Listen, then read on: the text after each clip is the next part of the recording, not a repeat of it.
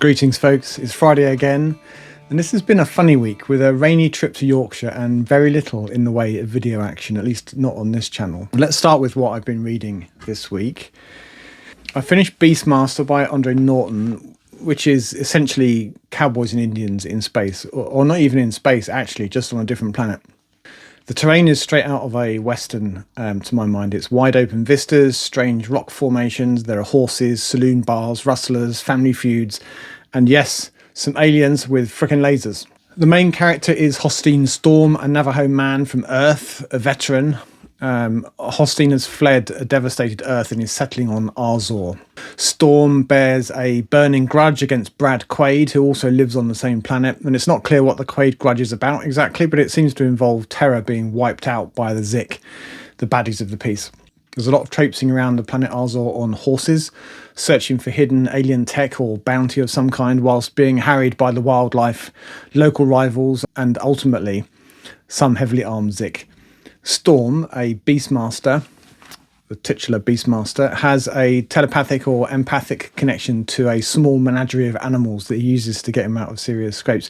There's 2 meerkats, a big cat of some kind, and an African eagle. And whilst the writing is good, very good even, it is Andre Norton after all, I didn't find the story particularly engaging. I even found it a bit of a struggle to finish, so more of a reading chore than a reading joy. And maybe I'm just not that into cowboys and Indians in space. That said, I did like the friendship between Storm and Gorgol, a native of Arzol, a Norby. I thought that was done well. And I also enjoyed the descriptions of the connection between Storm and his animal helpers. Storm's internal struggle at Brad Quaid's son being an all-round nice chap, not the cardboard cutout baddie that Storm seemed to expect, was fun. So I guess, okay then, there are a few things that I did like about this book. And there's at least another one which I do have, which I will probably read at some point.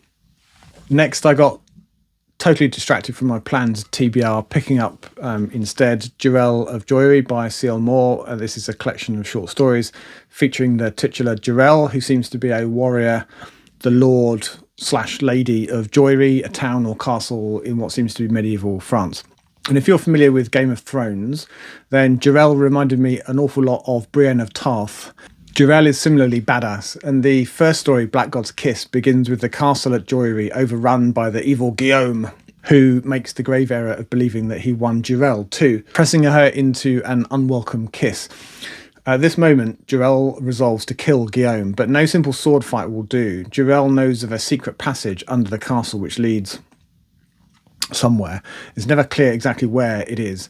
Her priest believes it to be hell, of course, but Moore's description seems to be describing instead an alien world, low gravity, alien or at least unfamiliar looking plants and creatures. To cut a fairly short story even shorter, Jerel brings back a little present for Guillaume from the Black God, which she duly presents to him in a nicely symmetrical fashion. I enjoyed it, but I decided to switch across to a different book after the first story rather than continue with the next one. For now, I'll get back to it at some point. I like the cut of Jerel's jib. I think she's going to be a good character. Next was a surprise read. I'm a fan of Sue Burke's work, especially the Semiosis Duology, which is a tale of sentient alien plants on the planet Pax. The third book, Usurpation, is out later this year in October, I believe, but I was lucky enough to receive an EARC, or an advanced reading copy, for review purposes.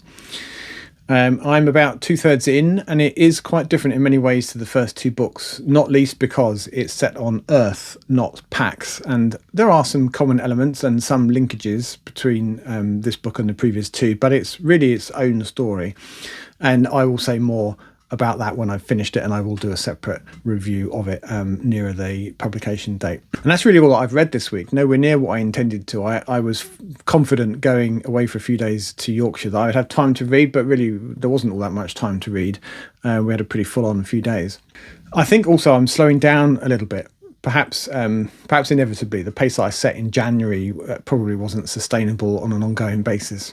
And I'll probably need to make an adjustment to my next TBR when I choose it for April. But okay, so that was what I read. Channel stuff next then, as usual. Subscribers are at 2,500, which is a pleasingly round number to end the week on. Very nice. And that's up 32 on last week. And if you're one of those 32 new folks, then welcome to the channel. I'm John, and I focus on science fiction, old and new. Comment of the week this week was from Torsten Frank, who, amongst other things, pointed out that he really appreciates the knowledge of other commenters and that he doesn't see that anywhere else on BookTube. I can think of a couple of other places actually, but I do also really appreciate the knowledge and information that you guys pitch in with and share on the comments in my video.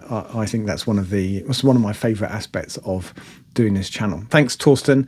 And as always, thanks to all of you that take the time to leave a comment, knowledgeable or otherwise, on my videos. Massively appreciated. Normally at this point, we take a quick look at the videos that I published this week, but there weren't any because I was away. So there's nothing to discuss along those lines. But I did watch a few, and I thought I'd take the opportunity to point a few of those out to you too, so that you can watch them if you haven't already.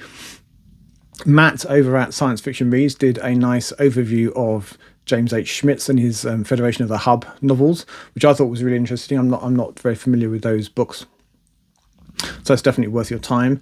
And Steve Andrews over at Outlaw Bookseller did a nice overview of Adam Roberts' early books earlier in the week, and that's a particular interest of mine as I'm busy collecting them, as well as much more gradually reading them. And for a bonus extra, Steve also put out another very erudite video, characteristically erudite, in fact, about Ursula Le Guin's Left Hand of Darkness and some other works by female authors that were published in the 60s and 70s that I think he'd featured in his 100 must-read science fiction books book. And finally, Bart has a book haul to share, and doesn't everyone love a book haul? And so I commend those videos to you, my audience, and if you haven't already watched them, then do give them your time. I think you'll find them interesting. On the book buying front, it has been a full-on book buying bonanza in this last week, and a veritable orgy of consumption and impatience. I got a few books from a local charity shop, some more in the post, some were bought for me, very kind, and I have a self-published book that arrived yesterday, and not written by me, written by one of you lot, plus a whole bunch that I got whilst I was away up in Yorkshire. There were 4 or 5 charity bookshops that I hit whilst I was there, and I came away with quite a bounty. So between that lot, there's enough for 2 at least haul videos, I think. So those will be upcoming, and slightly more worryingly, an associated shelf space issue that I really need to resolve. So more on all of that to come. Looking ahead then on the channel this week, coming might be a quiet week too. I have a busy non-video weekend in front of me with a 50k race, an associated recovery tomorrow, plus a trip to get my eyes tested on Sunday. I think I need new specs. That said, there will probably be a book haul video, most likely on Tuesday, and I may have time to pull together during the week the next instalment of the space opera series, this time covering the 1990s. Do let me know if you haven't already, if there are any space operas from that period that you think I should look out for. I'll be happy to take a look and possibly include them. So with a following wind, that 90s space opera video might be out on Thursday, but it's possible that it won't arrive until the following Sunday.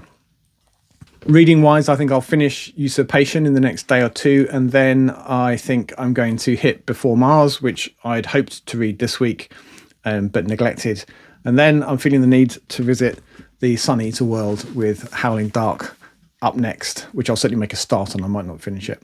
As I said before, I think I've slowed right down on the reading front.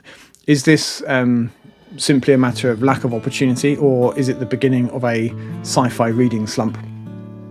We'll have to see how it goes.